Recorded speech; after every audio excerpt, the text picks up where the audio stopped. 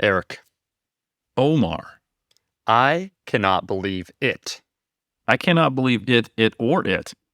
Yeah, because they say to quote Faith No More in the song Epic, what is it? And it is actually plural right now in terms of the amount of topics we're going to cover today, the reactions that we have, responses.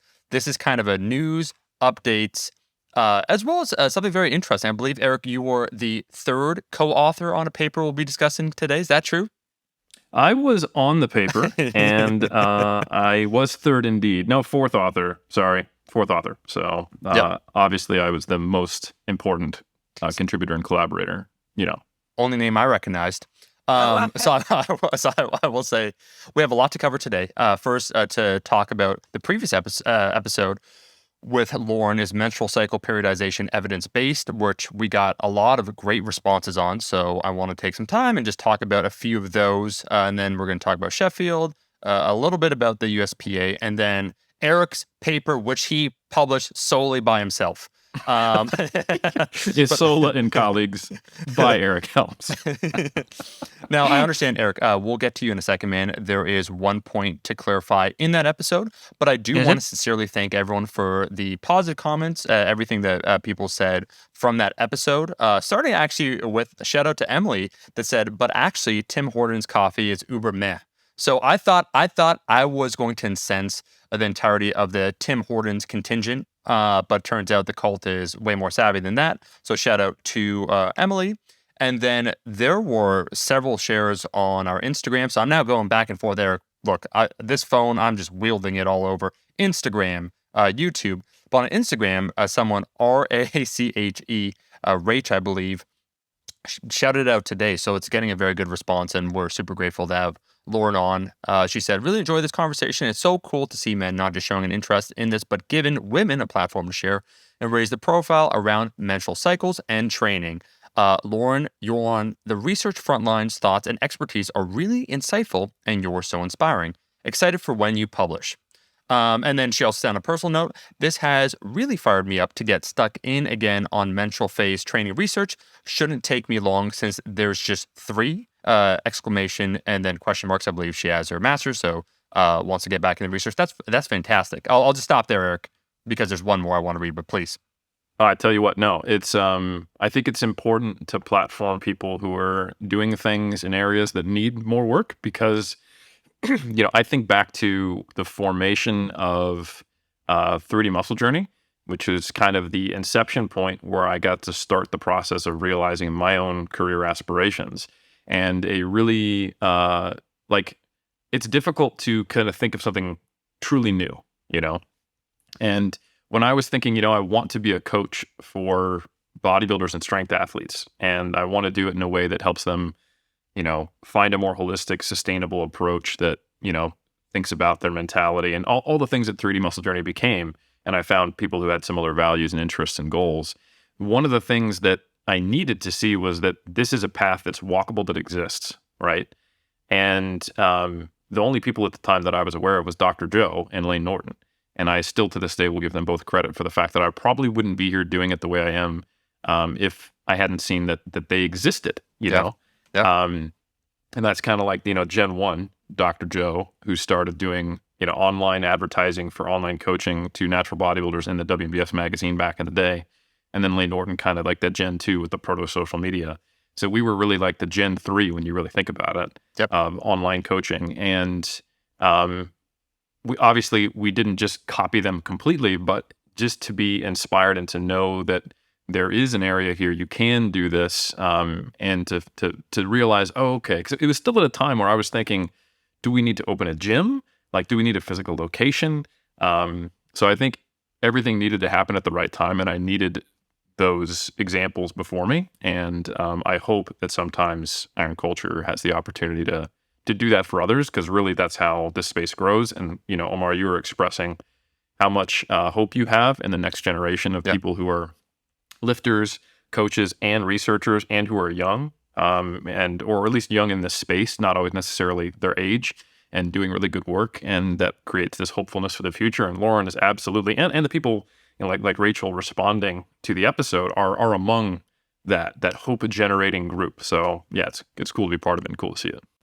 Eric, 100%, man. There's a reason why Iron Culture's tagline is for all lifters, and that's why we do use things like YouTube, the comment section, Instagram, to hear feedback from the listeners, what they want to hear covered. So it does mean a lot when we read comments like that. There's one more I will read. I will say, I don't know if it made it into the episode or if we're talking off air after, where Lauren said to me, we're going to go down to Stu's lab and so forth, the McMaster. And she said, "Hey, do you want to do a muscle biopsy?" And I said, "Sure." And then Eric was looking at me like, "Don't." He was like, kind of looking at me. He's like, "Don't do it." It's like, you don't know what you signed up for. I'm like, "Sure." So I guess we're all going to get a lot closer. Like, what? Can you train after, Eric? You have to take a day off, or no? You can train after.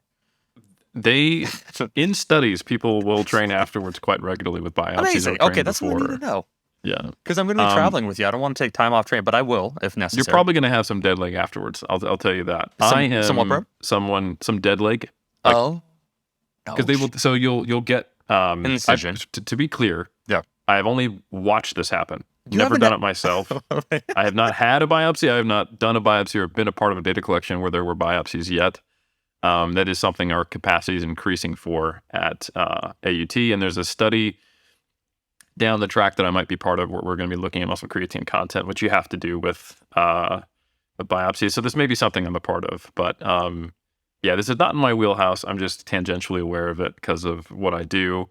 But yeah, they have to like local anesthetic in the area, and then they take with a depending, they can use a microneedle or like a Bergstrom needle, depending on how much of a sample they need. Yeah. Little chunk out of your quadricep. And you kind of feel like you have, from what I've heard, dead leg afterwards for a good bit and some soreness. Okay. But it's pretty regular. It's pretty normal to find studies where they have, pre-post interventions with short timelines and a biopsy in the middle of it. So I just can't. I really would only do it to be carried away in your arms. I would say, "Oh, Eric, drop leg, like dead leg," and then if you do it, I absolutely will carry you away. Because I feel like since I'm absolutely not going to get a biopsy. Like I just said yes readily because she asked it so like I knew you would because you're the man. You do everything. Like you had an injured back and you did Moss wrestling with me and Chip Conrad in California. You're like, why not? Hey, I just tore my hamstring. Are you interested in doing a stretching intervention and then a sprint intervention after that? 100%. That's Omar.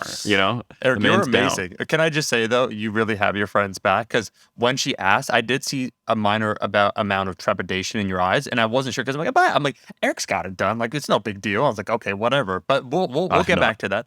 I will say there were so many great comments, and this introduction we have the timestamps. It'll be about 15 minutes because there's some reviews to read and also a clarification. But one final one, I'll just read the top, and I implore everyone to check out the YouTube comment section for that episode to read the full one. But Jordan is her name and said, "Dude, I've been trying to be online, comment less, but I'm so hyped about this episode, like fist pumping when I saw the episode title at 7:06 a.m. Lol.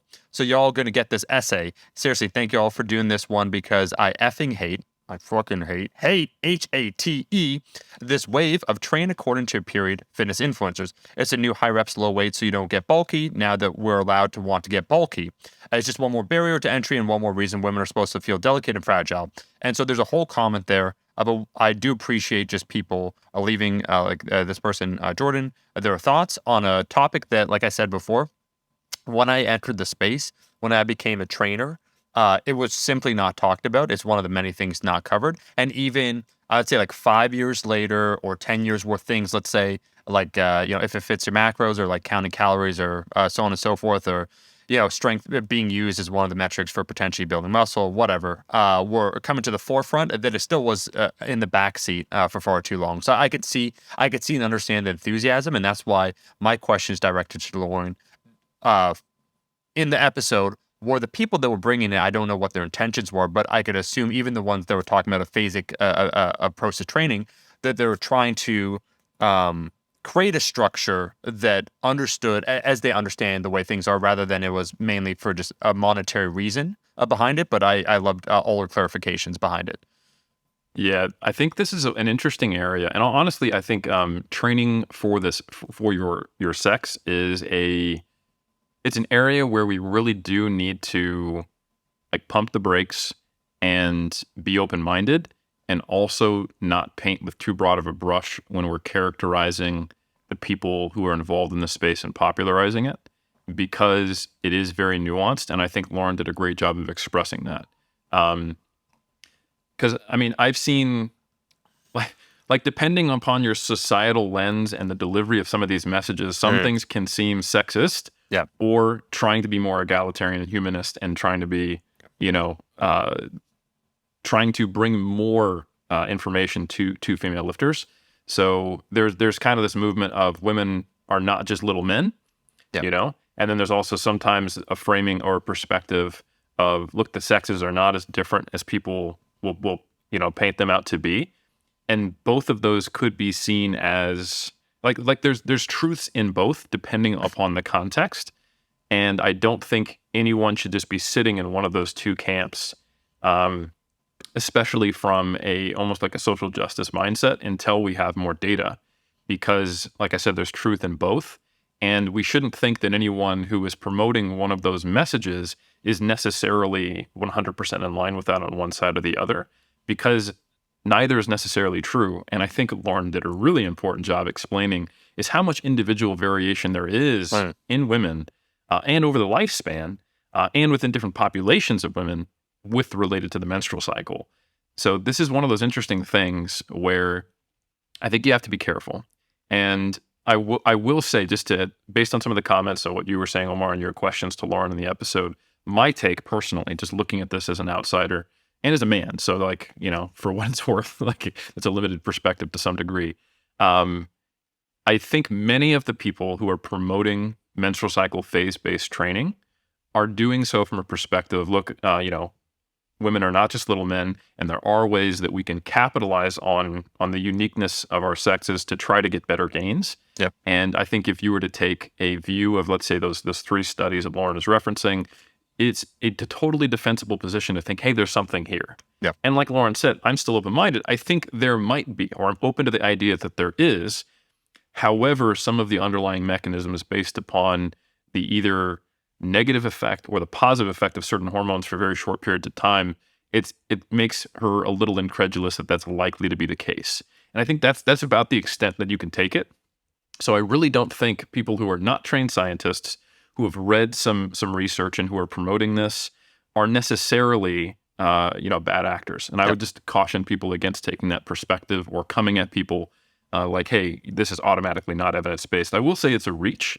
And something that I said before in Iron Culture and that I will repeat here is that the specificity and the confidence of your recommendations, if they're supposedly evidence-based, should match the specificity and the confidence that we have in the research. So the consistency of the finding and the magnitude of the effect. So right now, if someone's making very specific guidelines around the menstrual cycle and saying this is really, really important, or you're missing out on something if you don't do it, I would argue that they're not being based upon the evidence. Doesn't mean that and it could just be a difference in our interpretation. Doesn't mean they're a bad actor, once again. But I will say that they are, in my opinion, misinformed. Eric, well said. I am blanking. I literally just tried to look up on the old phone. The nutritional advocate, the co-host of Alan Sigma Flanagan. Thank you. Thank you, Dr. Alan Flanagan. One of my favorite posts of 2022 was his post basically recentering who the actual bad actors are, the knowledgeable people in the space. So the doctors, the MDs, basically conveying wrong information because they have credibility, how that's far more harmful. And it is that trope within our space that the influencer, which, they're not nearly as educated, but they're the ones proliferating the information, that they're the ones solely to blame. And it's the one, because they're an easy target, the way that they talk, the way that they communicate ideas, and other aspects maybe about their lifestyle, that you're basically, it amounts to a bit of a personal attack, lumped in with everything else. And so just anyways, that post by Dr. Alan Flanagan, highlighting that in his particular field, but I could see in other ones, was amazing. Eric, 100%. Is there a point of clarification you want just to try? There's a lot of topics to discuss today, but just about that recent episode before we read 2 to 3 reviews and then we get on to Sheffield, USPA, and the most important paper that was only published by one individual. He helps. By Isola and colleagues. Yes. Yeah, so there was a good question on my Instagram that was basically asking for clarification on the section where Lauren was talking about how the hormones that are in oral contraceptives are not assayable. So If you were to do a hormonal panel on a woman using oral hormonal contraceptive, you're typically going to see suppressed levels of progesterone and estrogen because they're on synthetic forms like progesterone and ethinyl estradiol, if I think. And she was like, that doesn't make sense to me. This is the question, because then how does HRT work, where let's say a postmenopausal woman or a woman in a clinical situation is going in to get hormone replacement therapy for estrogen, and they need to actually measure to see if that is actually working and getting them to the range that the clinician has decided is appropriate for their health. And I basically did not know the answer to that because I don't. Yeah. So I asked Lauren to step in, and her clarification, I'll just read it. My guess is that, hey, I don't think the estrogen in HRT is the same as used in oral contraceptive. And she said, yes, you're exactly right. Bioidentical estrogens are used in some HRT, while oral contraceptives exclusively contain ethinyl estradiol and or synthetic progestins that wouldn't react to the antibodies used in hormone testing. So that was a clarification. I figured if there was one person who asked that question, and Lauren graciously engaged with them and clarified on the Instagram post that I made. Thank you, Lauren. I figured there was probably others wondering the same thing, and I think that's an interesting point. Not the main topic that we had, but a useful piece of information given how much interest was in this topic after we launched it. Eric, let me just say, despite me giving up my body for science, and I will shed this form to send into the next one after the biopsy, I still am excited to have Lauren back on the podcast when you come down to Toronto. So I will say that 100%. 100%. Now, a few reviews.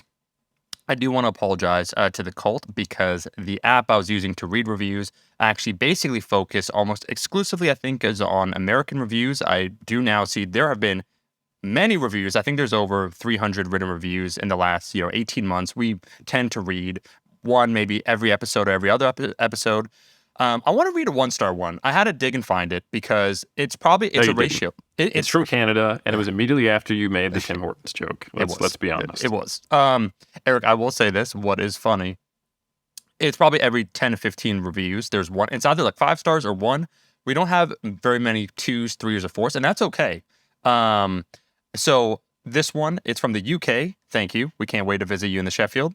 It said quit, or probably meant quite. I don't mean any offense when I say that, but it says quit the self-indulgent personal content segue, unprofessional and inconsiderate. 1 star. So, which is fair. Like, look, I'm not disagreeing with it. I'm not disagreeing. And actually, I think the person is quite intelligent because they realize that quit would actually work as a double entendre. Okay. So they want us to stop doing that. Yeah. But they're also commenting that it's quite self-indulgent how we approach. Yeah. And now I will say, so there's another review from the United Kingdom, the one right above, which is absolutely fantastic how this works. I'll only read a few because we'll probably, if it's a duo episode, read 2 to 3 to catch up. Some cult members, they just take the time to leave these reviews, and the references are so deep that we feel heard, okay? It warms, as Eric would say, the cookies in our souls. Cookies in our hearts, Omar. In our hearts. We don't have souls. I don't believe in the soul. Yeah, thank you. I should start because we I'm have about to shed this corporal form. We don't own them anymore. That's the realm of Paimon.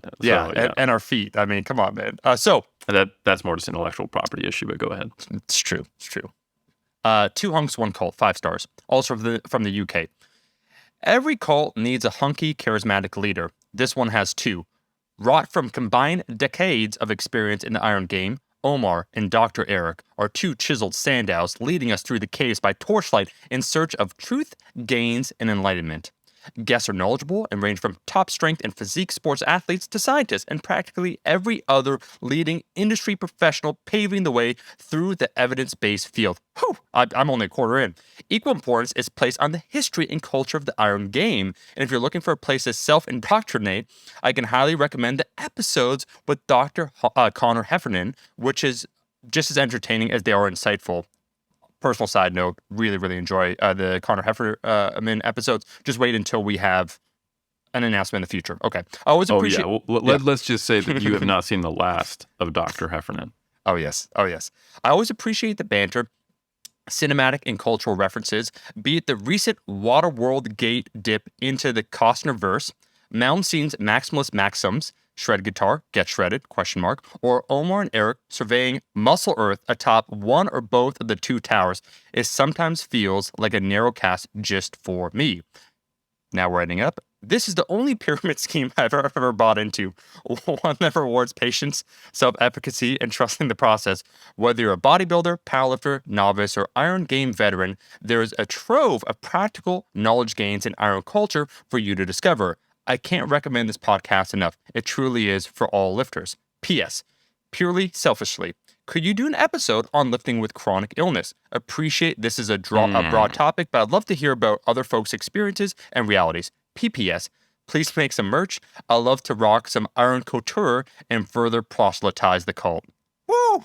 Jacked and Juan is the name. Jacked and W-A-N. Juan, I'm going to say, let me just applaud you, my friend. Yeah, there's so much good stuff there. Starting from the PPS back to the PS back to the review. Right. For the PPS, Iron Couture, goodness gracious, Iron Culture Couture by Rascal Apparel. I don't know, Omar, do you know the people at Rascal? Do you think you could maybe talk to them about this? I'm the janitor there, but I believe I could talk with like the middle manager. I can work probably that far up the hierarchy. Perfect. Yeah. Awesome. That'll get us into maybe a storeroom where we can steal some stuff and then just kind of like hot steam off whatever's there and then put some print stuff on it and sell some bootlegs to this guy, at least one person. Yep. Definitely be worth it. Okay, cool. So that is something to explore in the future. The PS, that is a good question. Lifting with chronic disease, It is a broad topic, and it's something that I am absolutely not an expert on. So I think that would be, I like that episode topic. It would be very useful and helpful to people. And I think I would just need to scour my contacts for people who have that skill set. So, Eric, just very quickly, because I want you to continue about the review. Definitely someone in academia. I do think there are a few lifters who've been public about their chronic illnesses. I don't know if you know Clint 100%. Darden. Maybe like we'll get someone that's in the field that's knowledgeable that could talk about it, and then maybe a lifter. I don't know who that'd be, but I'm 100% down. Go on. Absolutely, yeah. There's 100% we can share some people's personal experiences and what nuggets or gems they might have for other people. Sometimes they're going to be very disease specific. Like if we had, Jess Bittner on to talk about type 1 diabetes, that wouldn't necessarily be super helpful for someone with COPD or whatever. Yep. But yeah, I think that's absolutely an avenue we can go down in the future. We'll need to curate the folks who we bring on for that, because that's one thing, folks. I don't know if it comes across, but Omar and I are very careful about making sure we select people who are going to be helpful to the audience. And there are many topics that we have not yet been able to cover because we don't want to do them injustice, or even just like a meh job. We want to bring on the right people. So anyway. And then the final thing I'll say, we move from PPS to PS to the actual thing, referencing the pyramid scheme. And he says it's the only pyramid scheme he's bought into. I will say the similarity we have to the rest of the pyramid schemes is that just like them, you will make zero money listening to Iron Culture, and you're welcome. So, hey, Eric, and that's why some people, I will not read any more reviews because we will get to the topic of Sheffield. There's many spectacular ones, and I truly appreciate everyone. I believe as of now, it's only Apple. We're not beholden to them, where you can leave an actual review. But we'll try and, read more, one probably per episode. And I'll just say, we are kind of like your favorite PBS public access show where there's no frills, certainly no frills. This setup here, this is what we got. we're frill free. And also there's digressions, there's tangents that we go on because it's two individuals who love lifting, talking about lifting at all levels. And then also maybe we insert a Kevin Costner reference every 20 episodes. Or, hey, Werner, I'm just saying there's a documentary, I'll leave it there, but Sheffield, this is related. This is the segue right here, Eric, where, folks, we are probably the biggest promoters of Sheffield. We're making nothing from it, but we are the singular voice letting you know what's going on. As one person did confess, they said, hey, like SBD, yeah, they're doing a great job. Huge marketing arm, tons of athletes, a lot of exposure, mini videos, documentaries, commercial pieces. That's fine. We are the voice of the people, and I will use the one person that left a comment on a recent episode of Iron Culture saying, I live in Sheffield, and I didn't know about Sheffield, just to highlight how important Iron Culture is in bringing this news. Eric, there's been a lot of announcements since we first talked about Sheffield. Can you give quickly, man, before you go over some of the athletes and the exciting matchups and everything, just a 1 minute summary, because I do feel that probably 10% of the audience is unaware of like what Sheffield is and its position in powerlifting in general. Can you give a 1 minute summary and then get into the news, my friend? 100%. So yeah, the Sheffield is a competition being held at Sheffield in the UK, Yeah. which I briefly, as a stupid American, was like, oh, I wonder where the Sheffield's going to be. Is that in London? And someone was like, the Sheffield's the name of the city, right? And I was like, I actually did know that, but I'm just stupid. So yeah, Sheffield, ironically, or not at all ironically, in Sheffield in the UK, it's coming up in March, and it is the first big money IPF meet. So it is a sanctioned IPF meet, invitation only. And the way that it's going to determine winners is based upon, and there are many winners, and I'll explain what that means in a second, is based upon the percentage which an individual breaks a world record. So how much their total squat, bench, or deadlift is over the current world record. There's 12 men and 12 women, which have now been fully selected. There was a number of wildcard spots that they were going to announce over the course of the beginning of this year and the end of last year, which they now have fully done. And it's a pretty exciting list. And it's some pretty amazing battles that are going to go down. And the money is pretty large. I think it is 25,000 euros for the first place male and female for whoever breaks the world record of their weight class the most. It's also a really interesting, unique way of comparing across weight classes. So if you hang out in powerlifting-centric communities, you will hear a lot of argument based upon IPF points or dots or Wilks, or even are formulas relevant at all? They change all the time. No, it's about winning your weight class, yada, yada, yada. How do we determine best lifter? Super heavyweights get the shaft, blah, blah, blah, blah, blah. So this is actually kind of a cool way of doing it, which I actually really like.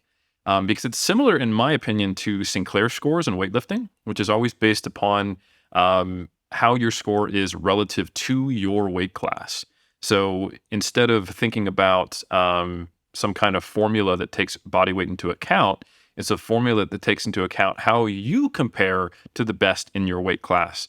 Now, the only reason why that may not have worked previously in powerlifting, because it was smaller than Olympic weightlifting.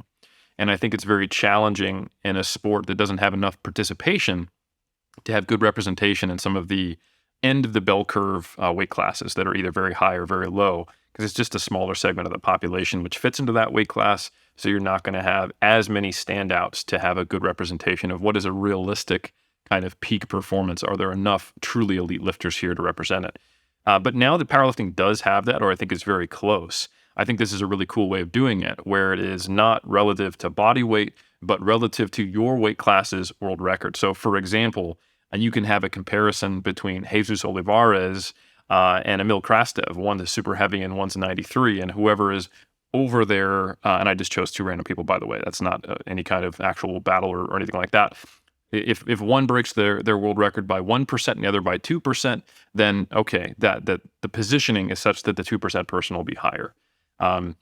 And there's actual prizes going on from first place at 25,000 euro all the way down to 10th place on both the men and the women's side. Yeah. So there's a ton of money going out. I want to say it's around 100,000 euro or more. I don't exactly remember how much, but it's a lot. It's more than any other tested meet has ever given out. So it's a big event. It's a big deal. And the people who have been invited are literally the best of the best.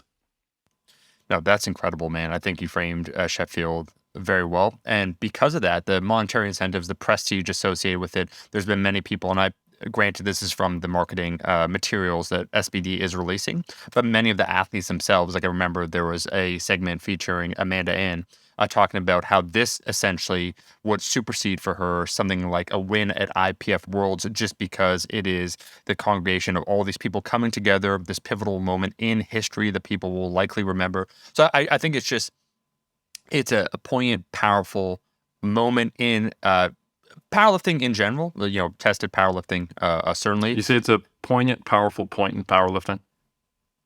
Poignant, powerful moment in lifting. I may have said PPP. I may have done the alliteration. I think it's a powerful, poignant point in powerlifting, perhaps. Yeah. That alliteration was just going off. I was thinking of this reference where you said Gen 1, Gen 2, Gen 3 coaching of like Dre, Eminem, and then I was going to go further, and there's something stewing in my head. and there was something going on, and now we're back here. So yes, PPP within powerlifting. And I wonder what will happen from that point forward, you know, in terms of its overall impact and its influence in the space and what people try and replicate then. Yeah. Yeah, it's also having effects that we wouldn't expect, you know? So for example, Taylor Atwood did what he needed to win at Worlds because he didn't want to set the bar too high on his own world record, so you have the chance to win and take home more money. So, you know, when you introduce these kind of unheard of levels of prize money, yep. Now all of a sudden it is changing the decisions athletes make, you know, and I'm sure people have different feelings about that, but it is, and I could give an example of people having different feelings about that. So for example, Carlina Tongotia, who was just announced here, by the way, in New Zealand, shout out, who was just announced as the last wildcard pick for the Sheffield, like I think today or yesterday. She at Commonwealth Games just got the biggest total she could. She was trying to break the 600 mark. She successfully set a new world record of 600 kilos, making it harder on herself if she got the invite. Now, she didn't know for sure if she got the invite. It might have been a different decision if she'd already been invited prior. But this was the international comp that probably got her the invite in the performance that got her the invite, now breaking the current world record. Just as an example, and that's just one of many pretty cool invites that there were that it's going to lead to some big battles. But that was potentially a different mindset, you know. And when I talked to her coach, Dom, we were warming up on the same platform together at Commonwealths, two of our athletes. He was like, you know, we're not here for that. We're here to send a message, to make a statement, and put up a 600 kilo total and go big, you know, and put up the best performance we could. And she absolutely crushed it. Not, well, let's put up, you know, let's match it at 585, but get the best 585 we can. Yeah. Because then we want to go in case we get to Sheffield and then, you know, see if we can do it. So I think it's a different mindset. It's a different perspective when you've got three people who are going head to head at the Sheffield versus Taylor, who's, let's be honest, in a class of his own in the 74s. But interestingly enough, because he's going against people in every other weight class, if he blows away his own world record, now he's in a position that, despite being arguably the best powerlifter in the tested side of the sport currently, he wouldn't be able to beat them because he would have to. He's facing himself because he's so far ahead, you know, and he's setting that world record. And how much can he improve from, you know, Worlds to Sheffield? So it's an interesting perspective. Look, we're all about getting the bag here, and Taylor did what he needed to do because we're here to get paid. Eric, remind the fine folks. They say all the time, like someone said in the comment section, "Is Omar a leftist?" I don't even know what that means. But tell the fine folks what the top prize is at the Sheffield Classic Invitational only. Yeah, it's 25,000 euro for the top place man and woman, and you need to tell people whether you're a leftist or rightist so that they can. Because see, here's one thing: they might be able to like listen to you and think about what perhaps your political thoughts would be on it from a more nuanced perspective. Yeah. But what they really need is to put you in a very specific box, because everyone does need to be on one end of a spectrum, so that they can therefore dismiss your opinions on everything because they don't agree with you philosophically. Because that's honestly the only evidence-based way to approach political perspectives. At least that's what I personally think as an American. Yeah, I'm just touched that this individual believes I have any thoughts at all. So that means something to me in the first place. Now, I will say that 25,000 euros, I totally don't have a business. Rascal Europe, shout out to Gar, City Gym, Limerick, and know the conversion rate, which is basically on par with the US dollar, but that's like $1 million. The payment. So folks, you are like, no, Eric, let me be clear here. They are just throwing money away here. And so Taylor knew. I told Taylor, that's why do you think he's been training so hard? I said, bro, it's like $1 million. And he said, oh, bet. So, you know. That's what he said. Yeah. Maybe that's why he's been training super hard. But yeah. So first off, I drastically underestimated the total prize givings. I think I accurately represented how much someone gets. It is 365,000 euro in total. So it's 25,000 euro for first place. Got that right. It's 5,000 per record broken. So that's kind of like a little top up. If you break a record, regardless of your like, let's say no one breaks a record and you are at 99.5% of the record and everyone else is below you, you'd still get the 25. But if you break a record, squat, bench, or deadlift, or total, That's $5,000 per record. And that means that there's a maximum payout to an individual of $40,000. Yep. So it's a lot. And if we want to do the conversion, what do you want me to convert it to? US dollars? Yes. Okay. Probably if it's 40,000 euros, it'd be like what, 46,000, something like that. No, actually less, 43. How about we just let Google decide? Tell me. That is just short of $400,000. Oh, yeah. So it's like what's the conversion rate? 365 euros is like 396.74 US dollars, the current conversion rate. On today, 27th January, where you are, 28th of January, where I am. So it's a lot of money. Is it? It's a lot more money than any other powerlifting competition I'm aware of. So yeah. God, I got to update my DMs to that. Wouldn't tell him it's now $2 million he could take home. So folks, big money, can't believe it. And the great part, they're just giving away as cash, so you don't even have to declare it. I'm going to tell everyone that. Of course, that is totally what you want to do. So to confirm, pretty much everything that Omar has said in the past 5 minutes is false. Yeah. And that's what we do here. Fake news at Iron Culture. So, like I mentioned, they've announced all the wild cards. So we have the full list of the males and females at Sheffield. There's 12 apiece. So on the women's side, there's Agata Sitko in the 76 kilo class, Amanda Lawrence in the 84s. We've had her on. She's awesome. Yep. Bonica Brown, who's in the 84 pluses. Chandler Babb, who's a 69. Evie Corrigan, also guest of the cult, 57. Jad Jacob, 57. Jess Bittner, who I'll be coaching, also been on the cult multiple times, 76. Joy Namani, 57. Naomi Alibert, 52. Leah Bavois, who those may or may not know this, but Ben Esgro is her coach. She has, I think, the world record in both the 63s and the 69s. Interesting to see where she goes. Not quite sure yet. Tiffany Chapon, 47. Carlina Tongotia, who already mentioned, is a 76. So what that means is that there's going to be two very, very impressive battles. So the 57s, there's 3 people in that class: Evie Corrigan, Jad Jacob, and Joy Namani. And it's going to be really interesting to see what happens there because Jad and Joy are very close in their current best totals. And Evie I think she has yet to have the opportunity to show her full strength potential. The last meet she did was Commonwealth, but she was also running the competition. And she did go 9 for 9 and place very well. But I know she's training hard for this, and it'll be really cool to see her in the mix, showing that she is, right there with the top 57s in the world. And then, of course, the 76s, we got, for those who don't remember, or we talked about Worlds, or who didn't watch it, not only did Carlina Tongotia recently have this amazing performance, but at Worlds, Agata Sitko and Jess Bittner had an amazing battle, such that Jess Bittner had to pull the heaviest deadlift in IPF history to tie the total that Agata had just put up on her last lift and win on body weight with 585. So that was an incredible, probably one of the most hype moments in powerlifting history that I've seen personally. And obviously I'm biased because I'm Jess's coach, but that was pretty amazing. And then to see Carlina, kind of this, I don't even know if you call her a dark horse because she actually has the higher total now, totaling 600. But it'll be interesting to see. They all have to now travel. So Carlina did that in her backyard, essentially, totaling that 600. It was, of course, an international meet, so there was pressure there.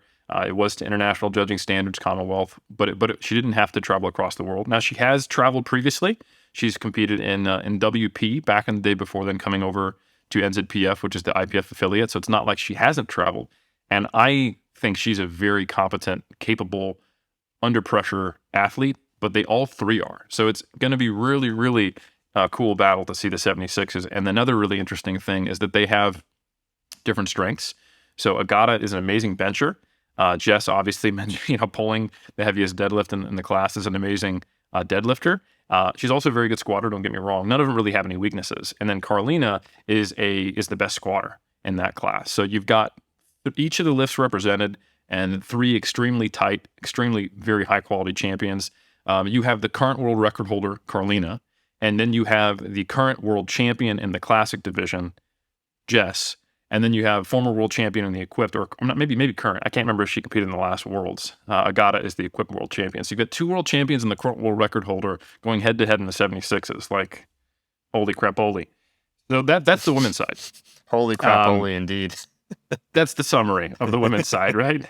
But not to be outdone, the men's side is also highly competitive. You have Amar Kanan. I might be mispronouncing that. My apologies. In the 93s, you have Chance Mitchell in the 93s. You have Delaney Wallace in the 83s. You have Eddie Berglund, who it'll be interesting to see where he goes. He's competed both in the 66s and the 74s. So maybe the 74s. I'm not sure. He might just be kind of going for a bench performance because he is an amazing bencher, but he's also very well rounded. But he's going to have a really tough time, catching up to Taylor, obviously, the 74s. But you have Emil Krastev, one of the wild cards announced in the 93s. Emil Norling in the 105s. Gavin Aiden, also a recent wild card announced in the 93s. You might have noticed I'm saying a lot of 93s. Yep. Also recently announced Jesus Olivares, which I think is awesome. He was announced. He's the only super. I had this living on a prayer moment where I wanted them to give Ray a spot, but he just hasn't done any international comps recently, and I don't know if he's totaled the highest total that he's had in his career up to this point. But he's still incredible. But he's not at the peak of his career right now. He might get back up to it, but huge shout out to Ray, because this is someone who got COVID. It hit him pretty hard. He has been doing his PhD, which he completed, and he's still managing to compete sometimes. And he just recently did a meet, did well, but he's not quite at that. I think his best total of all time is 11-12. Yep. And I think he's right now in the high 1000s. So yep. It'll be. I really do hope there's a reality where Ray gets back up to his peak, and him and Jesus have a head-to-head battle, because that's the battle that everyone in powerlifting wants to see. Yep. But unfortunately, probably the time is not right, and that there's not going to be that super heavyweight battles. That's the only hope that I had for Sheffield that isn't coming true. But everything else is going to be amazing. So anyway, Jonathan Keiko, former world champ, and also in the 93. So the 93 is going to be just absolutely stacked. Kyoto Ushiyama in the 66s, Michael Davis in the 105s, and then of course Taylor Atwood, the GOAT currently. Can you say the current GOAT, because it's literally greatest of all time? So the best. Okay, sure. The current GOAT, Taylor Atwood, who we've also had on the podcast, along with I missed a few things. I should have said, hey, we did actually have not only Jesus Olivares, but also Jonathan Keiko on the podcast, in addition to Taylor Atwood. So a lot of good folks in the powerlifting world who've been on the podcast. The 93 battle is going to be ridiculous. Like I said, there's actually 1, 2, 3, 4, 5 93s going at it. So that's really the one to be watching on the men's side, is the battle of the 93s. On the women's side, like I said, you got both the 57s and the 76s, but it's going to be pretty intense. And I'm really, really fortunate to be able to watch it in person and actually be coaching on the day. So as will you, my friend. So it's going to be good times. Yeah. So Eric, a lot to unpack here. My one minor regret regarding this whole Sheffield is that Eric got the flight from Sheffield because, of course, he's coaching someone. I had to pay, no problem whatsoever. But in order to raise said funds to attend, I had to sell one of my most prized possessions. Do you know what that is, Eric? Your kidney. Those are already gone. I don't know how I'm alive. Yeah. It's a modern medical miracle. Another 3 M's, alliteration, holla at your boy. And it wasn't your cargo jorts that you wore that I stole from your room in 2018. The one that I put my hands on the tush.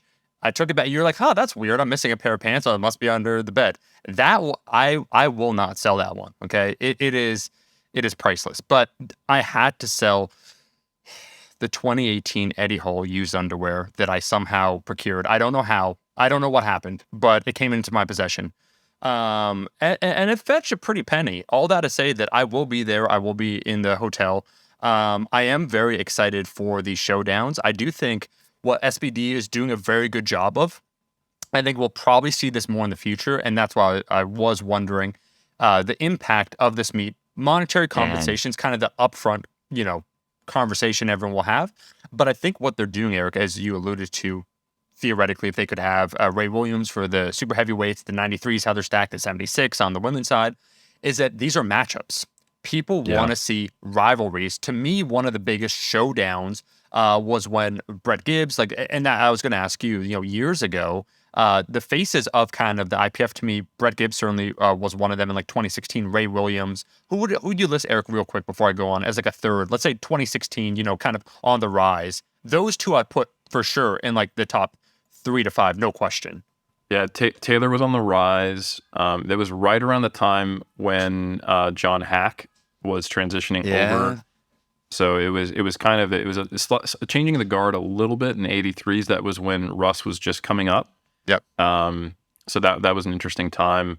That was when Bonica was probably at her peak, and she was just crushing everyone.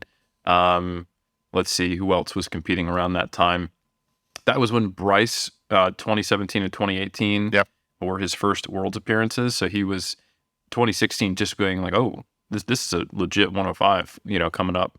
There was also the 120 whose name is escaping me right now. Dennis Cornelius. Dennis Cornelius was absolutely a star at that time, where there was, so at USAPL Nationals, there was a year where he decided that he just didn't want to make weight, because he's normally he likes to compete at like 125 and he has to cut weight. So he just came in at 125 and placed second to Ray, just showing how good his total is at 120, like that he's above the supers. But I want to say he totaled something like 986 or 968. I can't quite remember what it was at Belarus. And I remember I love Dennis. Like he's just like a big happy dude, and who's also awesome. Like sometimes he's lifting barefoot. And he was like picking my brain and Mike T's brain at Worlds, like trying to improve his game. And he was like, like, what do you think I can work on? And I was like, Dennis, you're like 80 kilos ahead of the person second. You're fine. Like, I don't know what I can do to help you. Like, that was my first response. He started laughing. Of course, then we talked. But yeah, there was those are the folks who stand out in my mind who are really performing really well. There was in the supers. I'm forgetting his name as well. The only other person who was coming close to 1,000-pound squat at the time. Not lifter. Go ahead. Man, I'm not Jessa. But that was later on. Yeah, Jeza. Yeah, Jeza Uwepa. Thank you. Yeah. From Nauru. He is just an amazing squatter. I remember that was a pretty hype battle, because just not that there was much of a chance for him to beat Ray in terms of the total, but the squat battles that they had were pretty amazing. To see him trying to get the opportunity to take a shot on 1,000 pounds, and some of the videos that he had coming out of his training environment, like 700-pound front squats and shit like that, or maybe even 800. I can't remember, but it was just like, what, So that was kind of at the forefront of my mind, like that 6 years ago kind of mark. This is also the time when Ellis McLean was the best bencher in the 93s, who made himself a threat, and also just through solid performances at Worlds and just kind of the way things shook out. He was not a USAPL national champion the 2 years in a row that he went to Worlds and won, because he was actually an alternate pick. And I think at least one of those years, Ashton, who we've had on the podcast, we had a great episode with him and Bryce, who is now a star of the USAPL and one of the best powerlifters on the planet by easily on the men's side. He, for those who don't know, he's in the military and doing a PhD in the military. I think he's a psychologist. And hopefully I'm not misrepresenting that. He might be a counselor. I'm not sure the specific terminology, but he is towards the end of his PhD, if he hasn't already finished it. And he's in the military, so I know what that's like. I used to be in the military a long time ago, so he couldn't travel in some cases, so he couldn't go to Worlds. So the alternate spot, I think, fell to LS, and then LS went and actually delivered the goods and was a 2-time world champ. So Ellis McLean was also a standout at that time. And this is also when Dave Ricks was still very, very relevant in the 93s and setting squat records in his mid to late 50s. Now, he still is. I mean, he's still incredible. But I want to say like his best total was in his mid 50s. And he had some pretty impressive performance. He had a pretty impressive performance at Belarus, if I recall correctly. So that was kind of the crew. And then, of course, Miss Frizzle herself. Jen we've Thompson. also, Jen Thompson, we had very early on in the podcast. She's absolutely a force. Amanda Lawrence was coming on the scene. There was quite a number of very, very impressive lifters in that era. And some of them are still around. and some of them are still doing the damn thing, but there's also been a lot of new faces and people coming up, which is pretty cool. Man, Eric, I made a flub in this episode, I believe, because I referenced the SBD promo material, and I believe I called Amanda Lawrence Amanda Ann. I may have, because I think this is public knowledge, we sent a Rascal package, and I think there's anyways, but Amanda Lawrence, yeah, coming up there from that era, talking about this just very briefly. All the names that you referenced, I was all the way plugged in. That's why I was like, oh, look, I'm like Dennis Cornelius. They were quantities, known quantities that people talked about. The events were new to the space. Like when Dennis Cornelius, he was just like, no shoes, nada. So a naked, like a 700, 800 pound squat. It was novel. It was something new. And I think showdowns people want to see because they need to contextualize what they are witnessing, as opposed to a flight of 10 people. It's like, okay, so this person's probably going to be 2. I have to go through these amount of people. That's perfectly fair, but I want to see a showdown. And every single time that we reference it, in my completely unbiased opinion, you're her coach. She's a Rascal athlete, so there's absolutely no conflict of interest there. And what I'm about to say is that I was emotionally invested in it, but I still think if there was none of that, I didn't know her, she wasn't a friend, that showdown with Sitco, with Bittner was, again, it's a showdown. And that's why I brought up like Gibbs, like so on. And so you go down the list of these things, and usually, what did we talk about? Jesus, Ray Williams, the theoretical one. So I think this, where you consolidate the list to 12 people, 12 on the women's side, 12 on the men's side, and you understand like what's at stake and like what someone needs to do, and how every single lift then has an impact and has a consequence to it. I wonder how that will impact the future of powerlifting, the way that powerlifting meets are set up, and if there won't be more like kind of invitational with monetary compensation for high level athletes.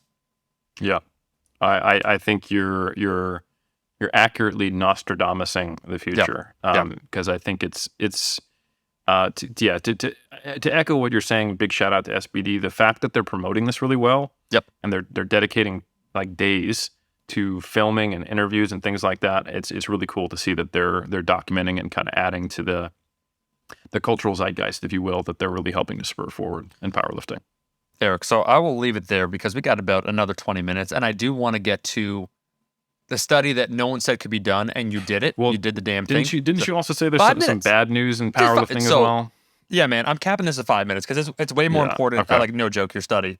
But to contrast this now, there's been a lot of news recently surrounding the USPA. I don't know how deep we want to get into it, but we did shed some light, and there might be a further announcement for Iron Culture regarding the IFBB Pro and the MPC, those organizations, some of those structural issues. Shout out to Desmond Butler and the other writers for the Washington Post, where we covered that.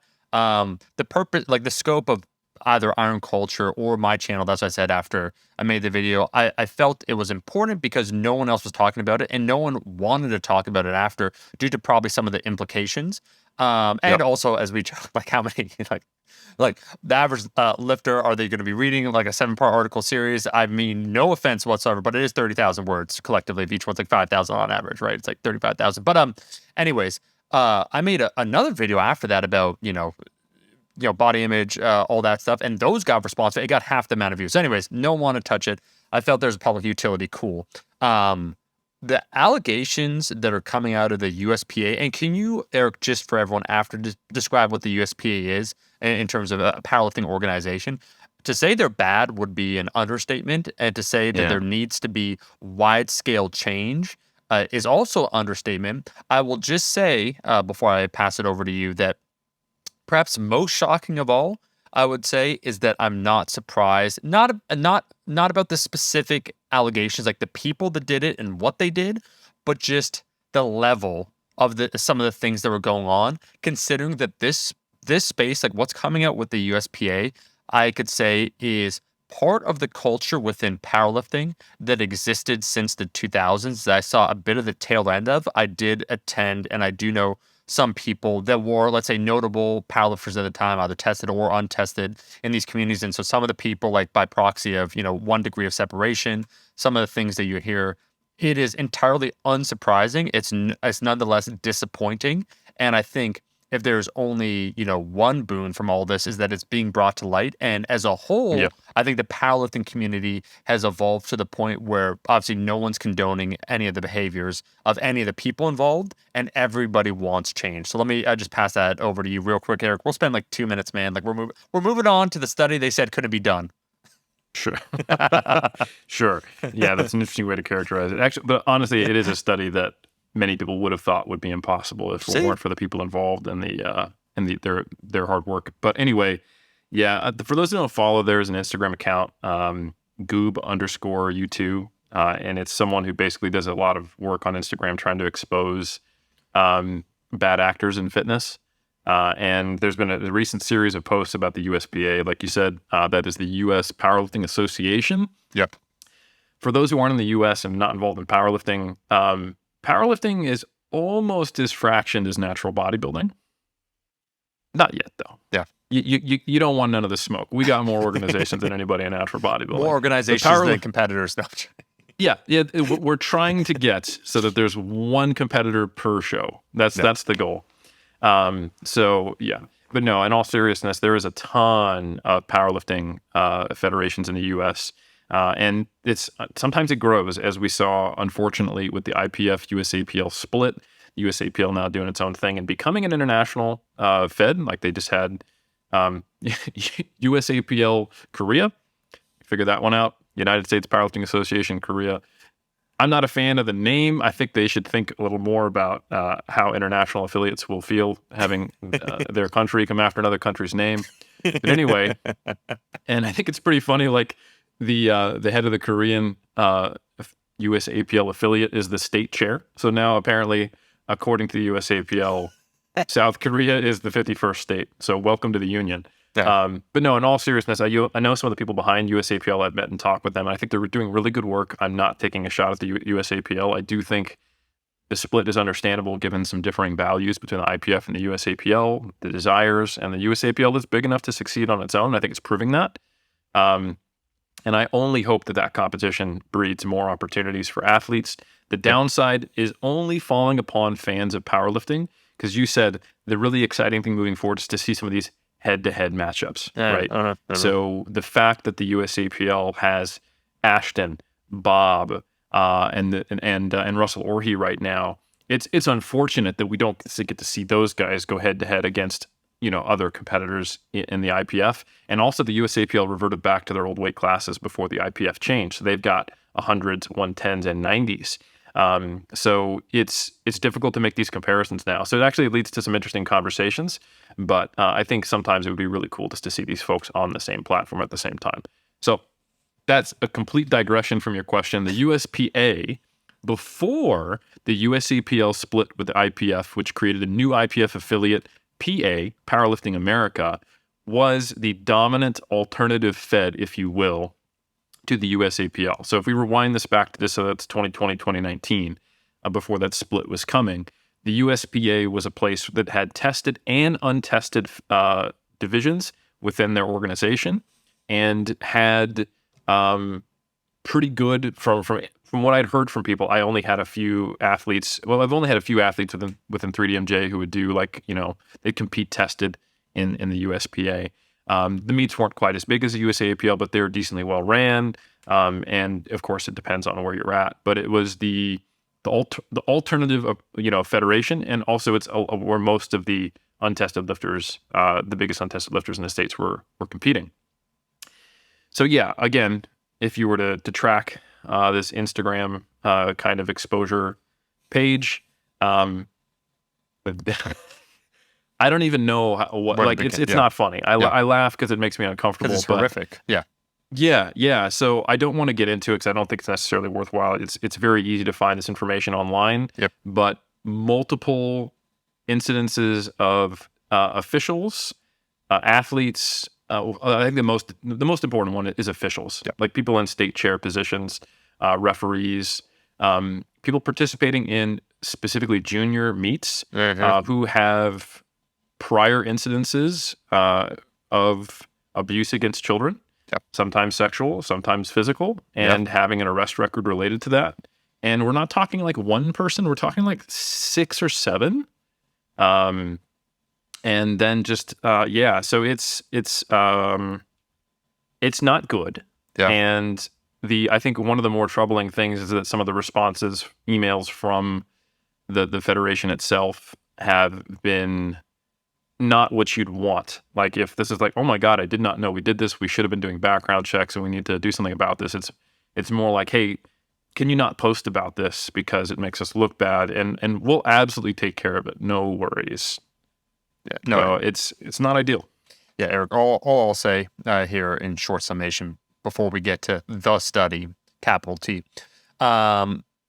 is simply this, that your response to all these as an organization tells almost more than the allegations themselves, meaning that there's been threats of either like litigation or trying to cover things up or so on and so forth, rather than an acknowledgement of the actual issues at hand, which just betrays a weak position. So I think ultimately what is good, because the community as a whole acts together, and there's many people, sponsors that have like practically every major sponsor. I saw Pioneer Belts and so on and so forth announce the withdrawal of their support. So through our money, we do vote. Here's another capitalist statement. Through our money, we do vote. Omar, I'm so confused because you said community a second ago. Yeah. And we were talking about, we're calling out people doing things. So like for a second, I thought you were a social justice warrior leftist. Yeah, also, you were platforming Washington Post, which, as we know, is a left-leaning liberal rag. And we know that the DNC paid off, Desmond Butler to do this hit piece on bodybuilding, because the biggest opponent to the leftist movement, let's be honest, untested bodybuilding. They're really standing with their pecs saying, hey, no more. This shit, it's out of control. Eric, so sorry. You know what? Because this USPA stuff, it's fucked up. I'm done talking about it. I will read the review I was going to say for another one, and then we're moving to the study. I interrupted you with a silly joke, but I think you were saying that it is important that the community is impacting change, and we do. Whether you like that or not, vote with your money. And I think it's good to see individuals and organizations taking a stand for hopefully eliciting or unfortunately forcing some change. 100%.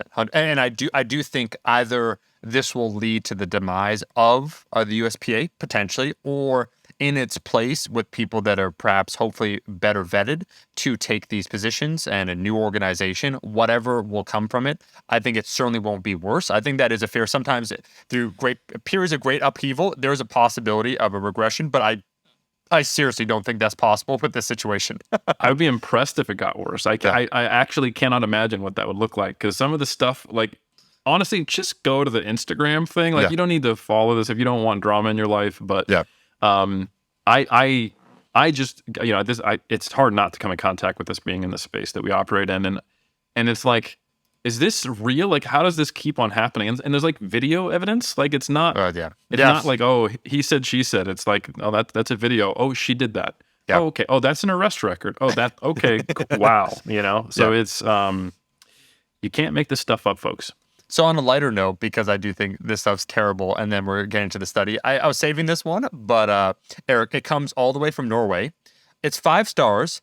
So the username leads me to believe I understand what this person's I'm going to say the username afterwards, Eric, but I want you to interpret this. It was 5 stars. It's perfect what you said about like, oh, my left, right, like, what are you? Silly yet informative. Been watching on YouTube for a while now. I thought I'd leave a review. This is a very entertaining show without ever compromising the quality of information. I don't really enjoy this spiel Omar will go into for about 15 to 20 minutes every podcast about how aggressive capitalism is and how God intended the world to be organized, and that people suffering because of it is simply natural selection doing its thing. As he always puts it, it's especially strange as when Omar's rambling, Eric will clap his little hands and intermittently scream, yes, yes, yes, daddy likes. Can't really knock them for this, though, since they're just being themselves. The username is bulbous horsecock. So that's not even, folks. I don't know if, like, I'll show Eric after, but that is the username. So, okay. At first I thought it was a serious review where he said about me being like pro-capitalist and like the rant, but now I don't know. I'm not trying to make assumptions based upon his username, but I kind of feel that it's tongue-in-cheek. I don't know. As I've been saying this whole podcast, it's very clear that you're a staunch libertarian rightist. Yeah. And the constant shots you take at leftists and the promotion of capitalism, I think you try to tamper it down so that people don't know, but your worldview is so right shifted that even something that would be described as nearly all the way to the right to you seems moderate. So I think, as I've been saying this whole podcast, and as much of our comments are, it's pretty clear where your political, where politically you lie, and we know that that is a bias that impacts everything. Just like I said, you take a leftist,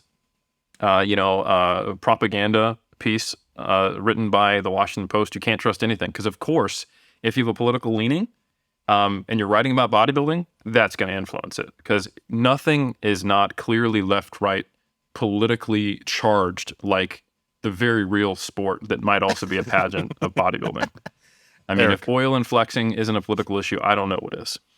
Eric, I will not. We're moving forward. Make a joke about the WAPO and then WAP and the USPA, but we're going to move forward. I will just say that if I had to identify myself on the spectrum, if anyone ever want to know, I'm a libertarian that is very pro-imperialism, pro-military. I'm pro-national military. Yeah. Why do you make that face, Eric? Like, do you want to get into this on this episode? I just believe a strong military is a great deterrent for every individual to have the right to self-autonomy. Right. So pro-imperialism libertarian. So you're a anti-statist. Well, it's an unfortunate tool that's necessary because everywhere outside of our tiny little bubble won't understand the libertarian values that we want to espouse to them. So we kind of have to conquer them or deter them from attacking us. Us is meant in an individual sense, not a collectivist. We can get into that, yeah. So we're forcibly enforcing freedom on people.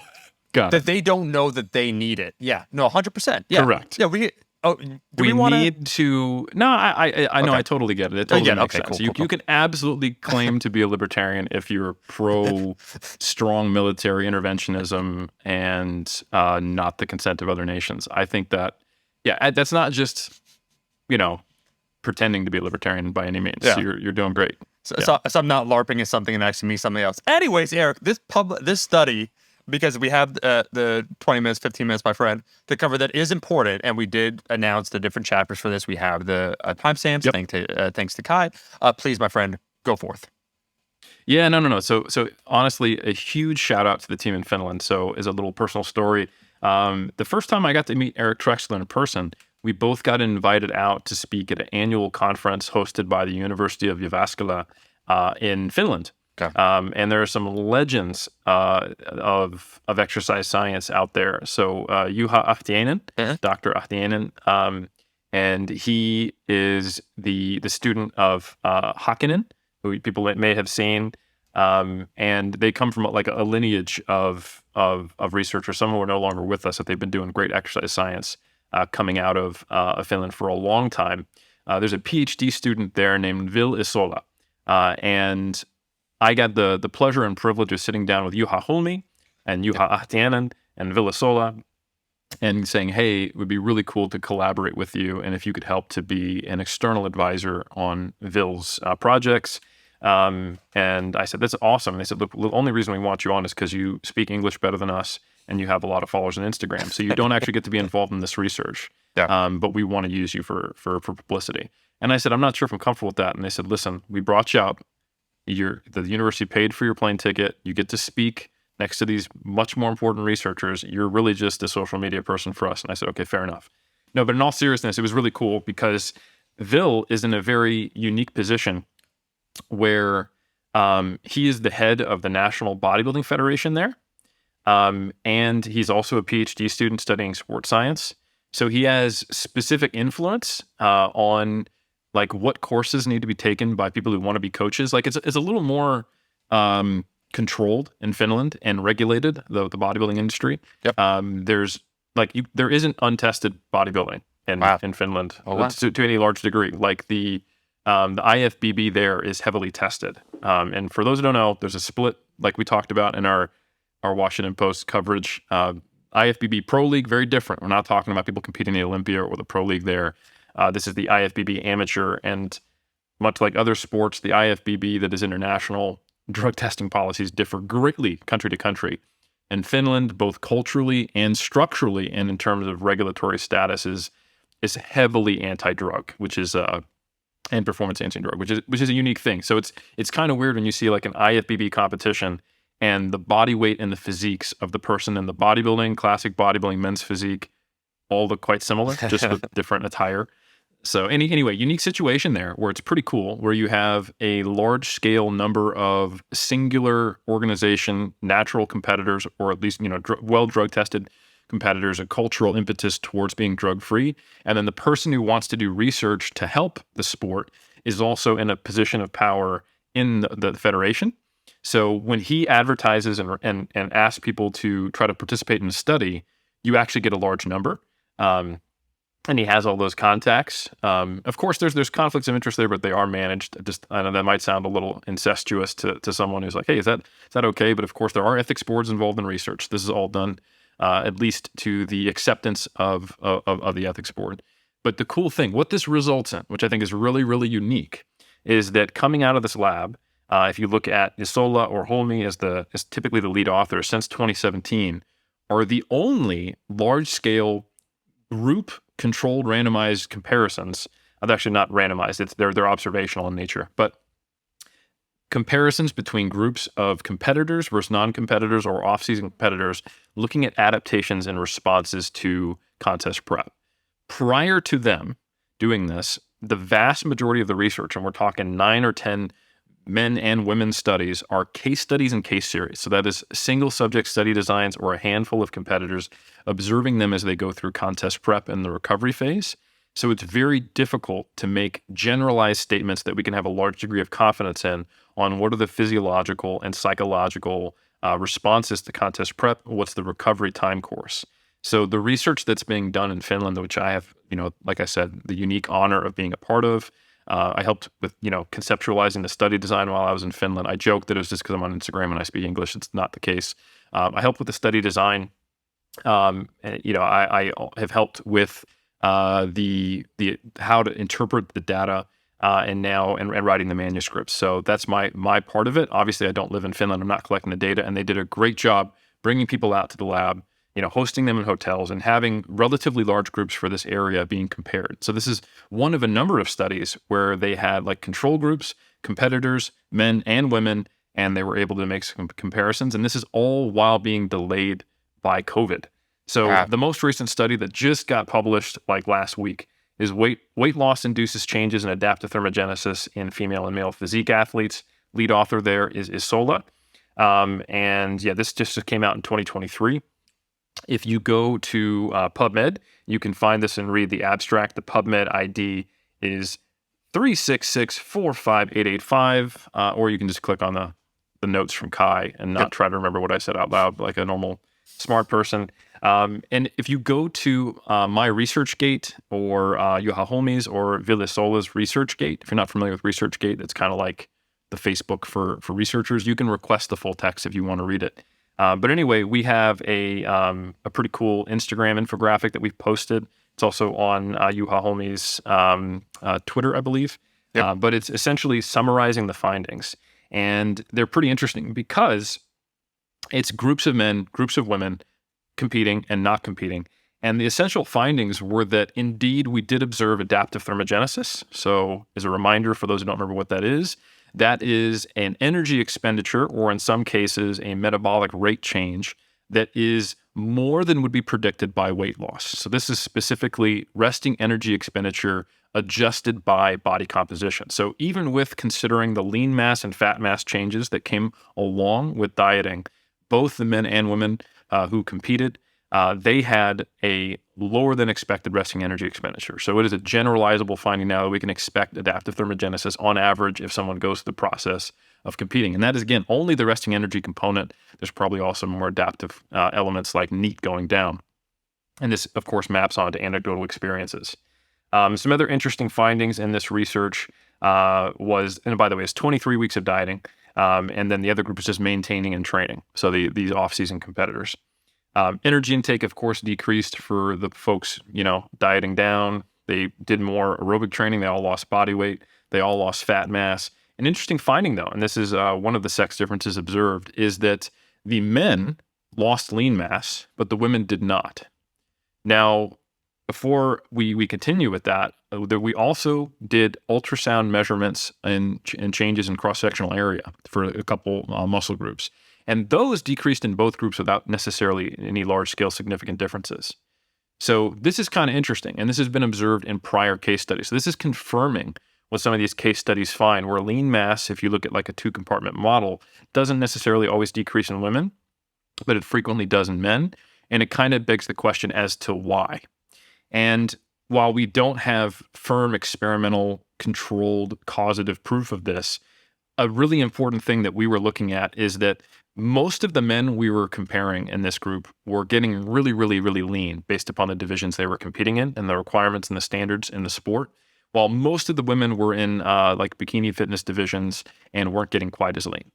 So for those who don't know, there are differences in the amount of essential fat that women and men have on average, such that typically the lowest body fat percentage you're ever going to see in a female competitor is around 9 or 10%.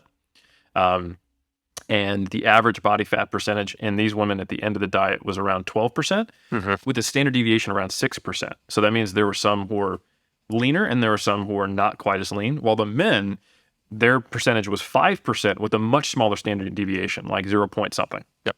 So even considering sex differences, this was a leaner cohort, even relative to sex, in my opinion, on the men's side. Also, the men had a lower energy availability.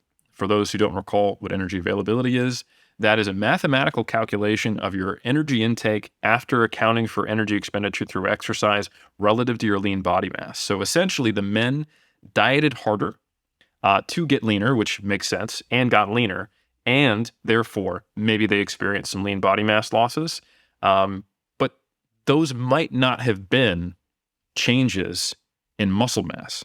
So they might have maintained a similar amount of muscle mass as they would have if they hadn't got as lean and hadn't had to go to such an extreme diet with a low energy availability, similar to the women who did not lose lean mass and preserved a similar amount of muscle mass, which is really interesting. So that makes me think that, and this is going to sound way worse than it really is, there was actual organ tissue losses in men. Not like half their kidney fell off or anything like that, but one of the highest energy output tissues in our body is organ tissue.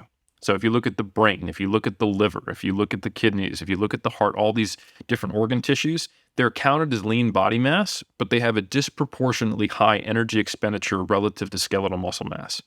And when you look at studies on metabolic adaptation, where you try to correct for this disproportionately high energy expenditure in organ tissue, it accounts for a fair amount of the observed metabolic adaptation or adaptive thermogenesis. So a large portion, when you see significant reductions in energy expenditure beyond what would be predicted by body weight, is because lean mass is counted as kind of this homogeneous tissue with this average expenditure.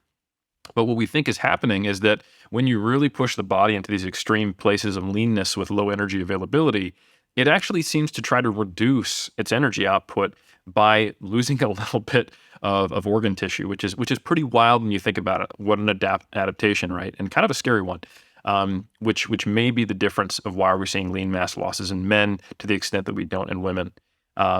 Interestingly enough, so women might be better at defending against some of those more extreme adaptations, which kind of makes sense if I was to take off my sports scientist hat and put on my imposter anthropologist advanced physiologist hat and go, well, we need, if we look historically, men were typically hunters in society, and if they needed to be out there doing things, preserving skeletal muscle mass while reducing energy expenditure in hunting, being able to do that, useful. Not so useful if you need to actually rear another human being and be able to, continue the tribe's proliferation and population. So totally speculative and completely not my area of expertise, but I'm confident enough that that's a reasonable hypothesis, and it has been put forth by others when talking about metabolic adaptation. So that's an interesting difference. Another sort of sex difference, which is maybe not a sex difference per se, is that leptin levels decreased more in an absolute sense in women. So leptin is secreted by body fat. And there was a baseline difference in body fat and leptin based on higher body fat levels in women. So this decrease was actually only significant when looking at it from an absolute sense, not a relative sense. So the relative reduction in leptin was quite similar in men and women, but it just didn't get quite as low. And there was a larger absolute decrease because there was a larger amount to start with. So that's just the mathematical difference. And that's interesting to see that basically different levels of leptin operate similarly in the two different sexes because they have different levels of kind of baseline essential body fat, but you get similar adaptations on net. So leptin is not something that can be compared across sexes in a absolute sense. It kind of covers up some of those potential differences. But yeah, heart rate went down. Ghrelin increased. It's a hunger hormone, kind of the opposite of leptin in some ways. And of course, thyroid went down. So, and those were differences that were in some cases between sexes within the dieting group and also to the control group. So that's pretty cool. These are things that have been observed before, but not in the same study comparing groups with a control group. So it gives us a level of confidence about the generalized kind of assumptions we're making based upon case studies that we can only now really have with this type of research being published. Eric, so this is fascinating. Got like 4 to 5 minutes. I got to ask the question, though, before I ask the questions I was thinking about before you mentioned all this organ tissue nonsense. Let's back up a second here, okay? Because yes, we kind of just covered, I was like, it did blow my mind for a second here, that what would be the primary organs that were observed to lose some of the tissue? I don't need like percentage, like you lose 5% of your kidney or whatnot, but it's disproportionate. You said this, it counts as lean body tissue, understood, and that disproportionately their energy output is higher, also understood. Is there like, was it observed that, as they get leaner, what have you, kidneys go first, then it's brain or whatnot? And is there a theoretical limit? Not that this is dangerous at any, like people get this lean all the time. But I assume then when one would rebound after a show, they would regain the lost tissue. Not that that's necessarily important, but I know that's a complete side tangent, but come on. That's very you lose interesting. half your brain through contest prep and you gain back 10% per month. No, to my knowledge, in humans, this has actually not been directly measured. Okay. But rather, what they have done is made estimations as to the proportion of energy expenditure coming from organ tissue, and then trying to correct for expected losses. So it's modeling, to my knowledge. This is not an area that I'm super well read on or right off the top of my head. So I don't think it's been directly measured. But I think when you use mathematical modeling to control for certain assumptive losses in organ tissue, it accounts for a larger portion of quote-unquote metabolic adaptation than one might expect. And some have even argued that therefore metabolic adaptation doesn't occur. It is scaled to lean body mass. It's just we're not accounting for the fact that there might not be a homogeneous loss of tissue. But I would say for all functional purposes, you're going to burn less calories than you'd expect. And some of the symptoms of REDS are specifically because probably you're seeing less functionality from some of these organs. But I would think it's primarily metabolic organs like liver. And I'm not 100% sure, but we don't have solid data on that. One final thing I would like to say about this study is big shout out to Renaissance Periodization. They did put forth some money, which really helped us do some of these measurements. And there was a lot of good work by the collaborators on this paper, and can't do it without the support of people. And Renaissance is great. It's not like they don't benefit from, contributing to this. They do it because the industry benefits and the sport benefits. And they, from having talked to Nick and Mike about this, and big shout out, thank you to both of them. They're like, "Bo, is the research cool? Are good people going to do it? What do you need and what can we give? Here you go." And they don't ask for regular updates. There's not like a grant process approval. It's literally just, what's your PayPal? So it's truly the kind of no strings attached. We're trying to help researchers do good work that is very rare and greatly appreciated. So yeah, shout out to them. Shout out to Renaissance. Truly, I mean, that is incredible. Eric, what do you want to see next? What would you see? So this was the study they said couldn't be done. COVID, international, behind the scenes things going on. What would you like to see next then? What would I like to see, or what do I think is possible? Or a little bit of both. I'll give you both. Let's do both. Yeah. Well, what I would like to see is groups of physique competitors actually taking different approaches. So, hey, we're going to try a higher cardio or a lower cardio approach with this group, or we're going to try reducing training volume relative to off-season baseline versus this group. We're going to maintain it the whole time. Or versus this group, we're going to do an incremental reduction based upon some type of auto-regulated decision of when we do it, fatigue or something like that. This group's going to do diet breaks. This group's not going to do diet breaks. All the stuff that we have to really make a few epistemic leaps to decide this is probably better. I don't have firm evidence. Most of the stuff that I make recommendations to physique competitors for are based upon me piecing together a bunch of different literature that is oftentimes not on physique competitors, but on dieting humans most of the time. And sometimes based upon mechanisms. And the Iron Culture listener should be very aware of the pitfalls of doing that.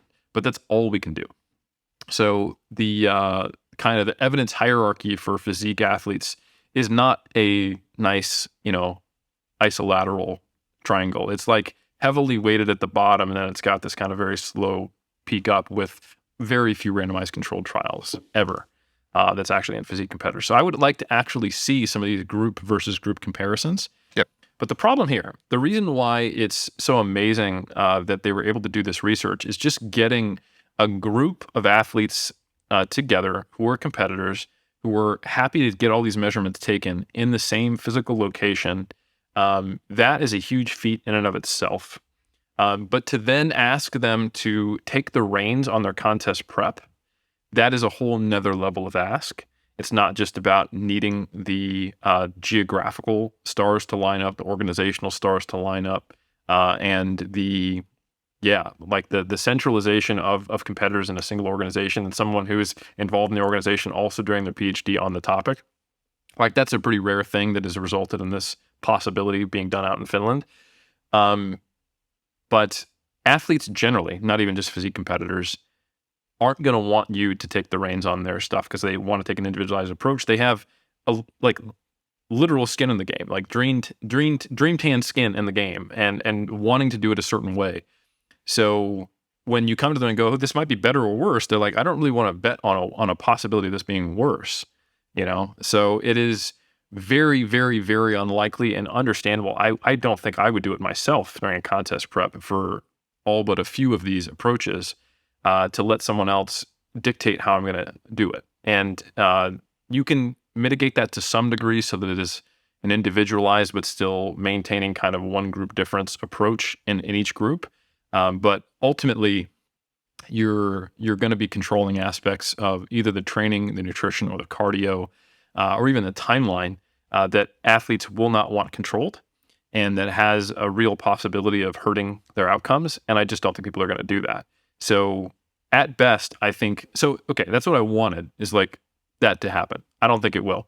I think probably the best thing we can do is what you could describe as quasi-experimental designs, is where you would take a lot of measurements in bodybuilders or physique athletes who followed an approach that you could categorize together. This isn't a true randomized controlled trial. It's not a random sample. People aren't being randomly assigned. You're not doing a sample size calculation based upon those assumptions. But what you would have is a bunch of people who decided to use high protein versus a bunch of people who decided to use lower protein. A bunch of people who decided to do a lot of cardio versus a bunch of people who didn't decide to use a lot of cardio. And if you just kind of think about it at a cursory glance, you're like, oh, why is that quasi-experimental? It's just the same thing. Well, randomization is actually quite important because there are many things that lead people to make certain choices. So you will have covariates that are going to be there as well that might impact your outcome. So people who, let's say, are following a high-protein diet might also be doing a lot of other things or have a certain characteristics or set of beliefs. Like they might be following a vegan influencer who also thinks that you should be doing a lot of cardio or something like that. So you'd have to, it's very difficult to control for all these factors. And when you look at well-done epidemiological research, where you're kind of post hoc looking at what did this population do and how many instances of cardiovascular events were there, we're going to look at, let's say, vegetarians versus meat eaters. Vegetarians in general are more health conscious people. They don't smoke as much. They don't drink as much. You have to statistically control for that. And you don't actually know how effective those statistical controls are. You do them, but that is why that type of data, that observational data, just is never going to get quite as high as other things on the evidential hierarchy. And you'll see, like, armchair TikTokers or Twitter advocates who don't actually have a background in nutritional science critique things like that, not understanding that we can't experimentally control. We can't do a 20-year study where we feed, 2 million people or 2,000 people or 200 people even 500 grams of fructose per day to actually make the conclusion that we want. So if we actually think it's a problem, ethically we're not allowed to do it. You also can't get that kind of adherence in a large sample, and you can't do it for a long period of time. It's completely impossible. So the evidential hierarchy needs to be seen in the context of what's possible in a given population.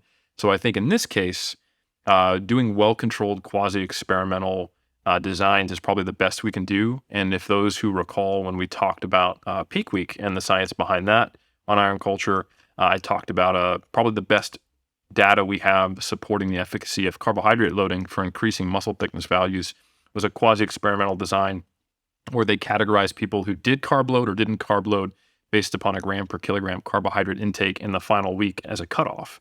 And they saw that there was an increase in the group that had higher carbs versus those who didn't increase their carbs in not only muscle circumferences and thicknesses, but also their physique silhouette scores as being looked at by bodybuilding judges.